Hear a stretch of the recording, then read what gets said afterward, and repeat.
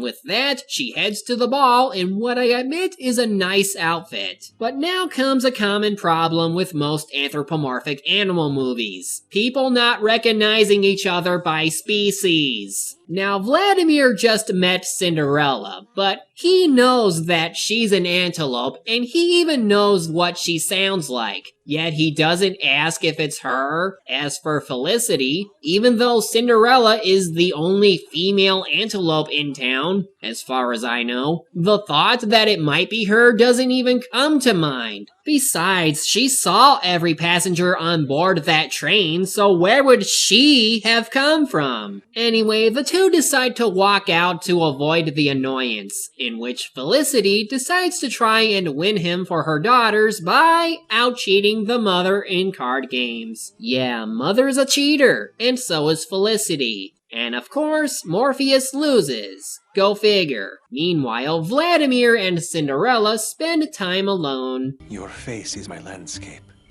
Treasure at the end of the world. Wait, listen. I need to tell you something. I'm not the girl you think I am. Undoubtedly. An angel that falls from heaven inevitably hides a mystery. Oh boy, you sure can talk. Cock blocked. Come and get it, pretty boy. Whoa! At least she's wearing pants. So she saves him and they begin to crash into the saloon, just as the monkey pirates invade to try and kidnap Morpheus. This results in a bar fight. Exciting, right? Does watching a snail race sound equally as good?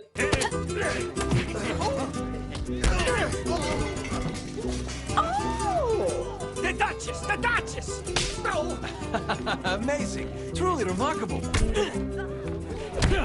Worst bar fight ever. I mean, bar fights should be fast and full of confusion. All I see are idiots just hitting each other for no reason while ignoring the monkeys. Also, how can you two be so calm at a time like this? This is a kidnapping, so act scared.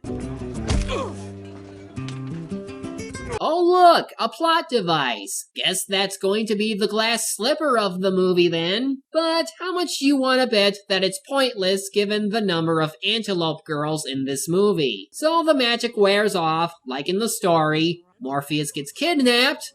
Good. And Felicity decides that since she technically owns Vladimir, he can force him to forget about going after his mother and marry one of her daughters. But what will become of poor Morpheus? Well, if you've seen that one My Little Pony episode where Rarity is taken prisoner by diamond dogs, you know exactly how this will end, with her on top. And speaking of... Capitan Barbarzul, but my friends call me Jefe. You remind me of a distant cousin, sir. Admiral of the Imperial Fleet. My dear Duchess, we've barely met each other, and we're already exchanging compliments. He was drunk. A disgrace to the family. Okay, that was kind of funny. Allow me to accompany you to your quarters. This way. Why, yes, of course. I was beginning to worry. Wait, she stepped on a snake and it instantly dies? And wait, is that the same one or a whole new one? What's going on here? I'm so confused. So basically, he wants her to sign a will so he can inherit her fortune and kill her after, but she plays him like an idiot, and that's pretty much how it'll be for most of her scenes. As for Vladimir, he unintentionally puts everyone to sleep and escapes, and oh look! The movie is trying to be smart by having the daughters lose a tooth. Again, pointless since he knows his mystery girl is an antelope. And said antelope and her strange creature friend decide to help him find his mother while riding ostriches. Yeah, cowboys riding ostriches. Who came up with such a dumb idea? Oh... right. Felicity gets the girls and both Bobs and goes after the trio with a rocket launcher. Movie. Rocket launchers weren't introduced until the 1940s. This is still the late 1800s. Get it right! Oh look, character development. Last night at the ball, I had a revelation. What do you mean? Last night I fell, Cinderella. Fell in love. With a girl so beautiful, she makes the stars blush. Everything about her exudes feminine perfection. Incomparable grace, charming and quite slim. A bit like you, really. Except she's... oh, you should have seen her in action. Speaking of which, this is her tooth. She lost it while bravely fighting the intruders by my side. And afterwards, she disappeared. Dude, it's her. Anyone with a brain could probably put 2 and 2 together by this point. She has the same face, the same voice, and the overall appearance. Put it together! You with your heart. Are you talking about you? No. You are a dumbass, but not as big as Felicity, who uses that machine gun to raise hell, even if it means hurting the prince. Well, suffice to say, they escape just fine, with tuba horns.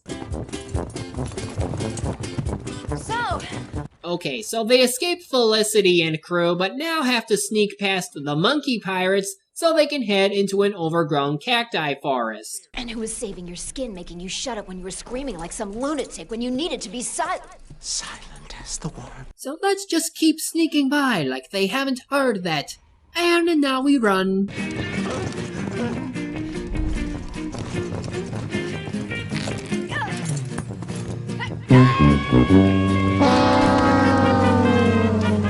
So much for the great Cinderella having to be rescued by someone else. They eventually end up in a cave and, okay, what does that look like to you? They get on a boat and we have more Vladimir being oblivious. Would you smile for me? What for? Because I need to know. And if for once you say that me, Cinderella, am this princess of your dreams. Huh? No more lovey-dovey talk. We've got a problem. We'll soon be leaving the belly of the earth, and not in a good way. Hang on. Hold on like a louse for baby scout. So they go over a waterfall, land inside a cave where they slide outside off a cliff? How lucky am I? Sadly, Little Cloud lives while the other two get taken by the monkey pirates, which means we actually get to continue the plot involving Barbazool. Anyone else starting to miss Captain Gut and his crew? Also, watch where you grab her. The time has come to sign the paper, Duchess.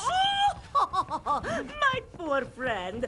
You actually believe my son will let you do that? Oh no, he's gonna fall into sand. He's so screwed. But uh-oh, here comes Felicity. Quick, blast her while she's still far away. Make macaroons of them!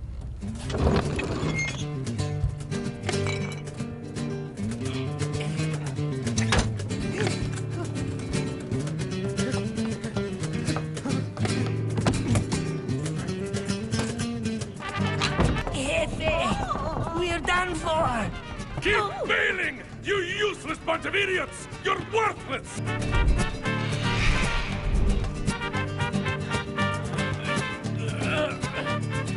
Deserters! Cowards! Sheep! Get back here! Bravo. You are officially the worst pirate crew ever. You didn't even try to fight back, even when it was obvious that you could. Way to freaking go, guys. Now we get a silly slow fight between Vladimir and Barbazool, while Cinderella watches helplessly.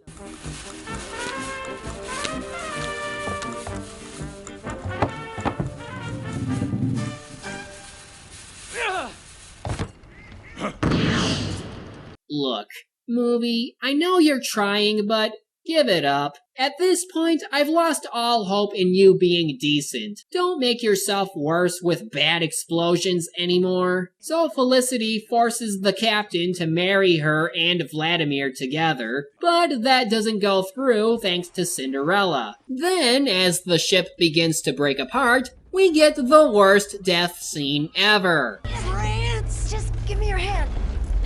Come on.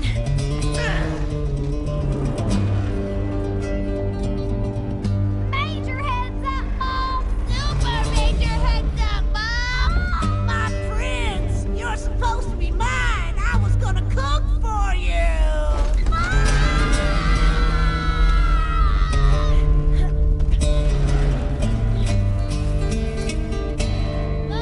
Not only did she refuse help, but she made no attempt to escape and just made that hand reaching out pose. Her daughters, though, are just as equally useless. The two Bobs are especially so dumb, you might as well make this suicide. Vladimir goes after the tooth while Cinderella pursues him, and it seems like he really did figure out that it was her. It's me. I've known that for a while. I thought you'd like to have all your teeth to eat our wedding cake. What, you gonna get Dr. Rabbit to help you? Oh, but wait, there's explosives on here, which means...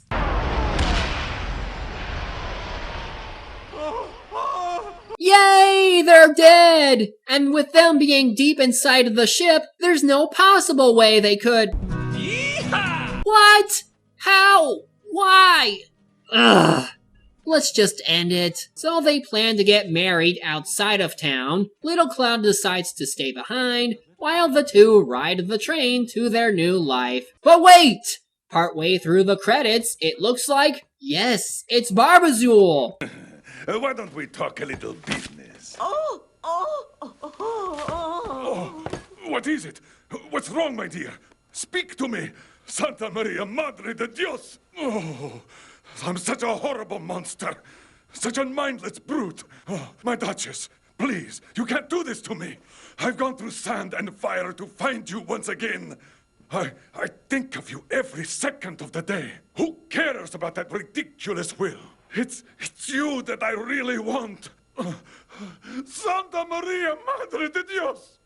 Quickly, bring me the salts, some ammonia, and sarsaparilla! Yeah, this movie sucks. And again, it's not because of the animals or the fact that it's set in a Western era. It's because of how bad the story and the characters are written. None of these characters are in any way memorable or interesting. No one seems to think about anything, and most of the movie seems padded with a pirate plot that's laughable at best. The CGI just feels a little bland, and at times the backdrops look okay, but it's ruined by the animation that tends to flow more slowly whenever there's a lot of action. I wanted to like this movie, but instead I just got hit by a sandstorm of mediocrity. Ugh. I can't believe I traded Leo's position for this. But at least it's over, which means we can start this year out properly. Yeah, we got through crap and are about to experience something good. Stay tuned, because next time, we begin a year's worth of material with Jungle Emperor Leo.